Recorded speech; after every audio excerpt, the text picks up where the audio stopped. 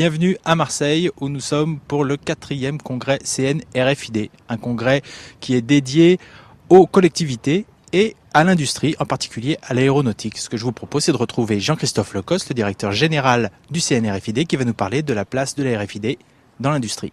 Ça se développe, il y a de plus en plus d'applications qui sont mises en œuvre dans plein de secteurs industriels.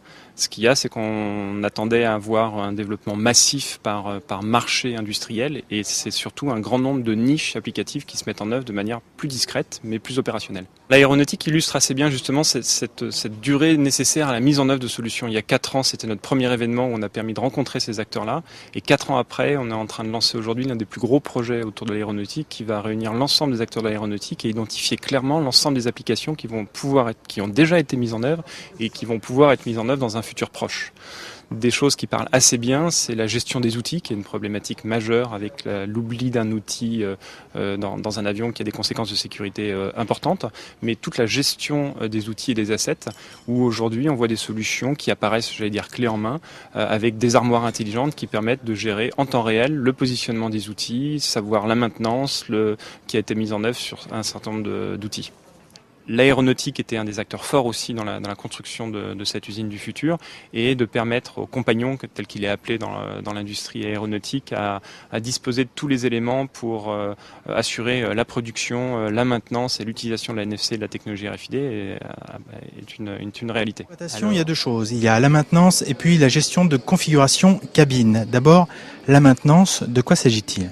Alors globalement, nos clients aujourd'hui, 50 équipementiers de rang 1 et 2, travaillent pour Airbus, Boeing et les autres avionneurs pour fournir des LRU, Line Repairable Units, qui sont équipés de séries de tags RFID qui répondent aux grandes normes du secteur, AS5678, ATASPEC 2000, RFID UHF ISO 18000-6C, pour optimiser les opérations de maintenance et d'identification pour que toute la chaîne aéronautique, de l'équipementier jusqu'à la compagnie aérienne, en passant par l'avionneur et la société de logistique, puisse profiter du retour sur investissement de la RFID. Qui est-ce qui exige ça ? Ce sont les constructeurs ? Ce sont les avionneurs, effectivement, qui exigent l'intégration de la RFID sur les équipements neufs. Alors concrètement, tout ce qu'on peut trouver dans l'avion va être tagué ? Oui, on parle des équipements en zone pressurisée et dépressurisée pour les nouveaux programmes, comme la 350 par exemple, où Maintag a été choisi pour une durée de 8 ans par Airbus. Et pour les autres avions, plutôt pour la zone pressurisée, on va s'intéresser aux équipements de survie et de sécurité, gilets de sauvetage, oxygen generators et sièges. Alors, parlons déjà de la partie qui est non pressurisée. Je suis un agent de maintenance. Qu'est-ce que je fais ? Comment ça marche ? Alors globalement aujourd'hui, il y a une réglementation qui est mise en place par l'ATA et les avionneurs et l'ensemble du marché pour, on va dire, avoir un historique, une traçabilité de toutes les opérations. Ces opérations, demain, elles seront directement accessibles par tous les partis, directement dans la puce RFID. Et on le fait avec un petit terminal comme celui-là ? Globalement, oui.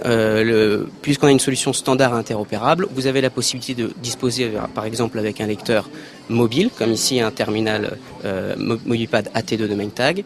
Vous avez la possibilité de venir lire et écrire les données de façon standard. Donc moi je viens pour faire de la maintenance, j'ai mon petit appareil et je vais aller checker tous les devices, tout ce qu'il y a dans mon avion pour voir si on a bien suivi le mode de maintenance, si on a bien suivi l'échéancier, etc. Exactement, et là on va plutôt, parler de la partie gestion check-in cabine, donc gestion configuration cabine, où là on va utiliser par exemple ce type d'application, où on va avoir par exemple à disposition de l'utilisateur toutes les données d'identification et de configuration de la cabine, gilet de sauvetage, siège, etc.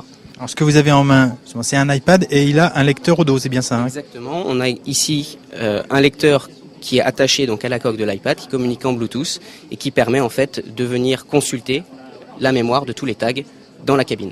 Et on lançait une alerte s'il y a un souci. C'est utilisé a priori pour des avions, on pourrait le voir dans d'autres applications que l'aéronautique ? Effectivement, Maintag travaille également avec d'autres secteurs d'activité, dont le ferroviaire et le naval. On pourrait imaginer le même type d'application avec la même technologie, presque les mêmes standards, dans le milieu du nautisme ou éventuellement dans le milieu de ferroviaire, avec par exemple des housses de sièges qui sont lavables, qui sont mis directement sur des sièges.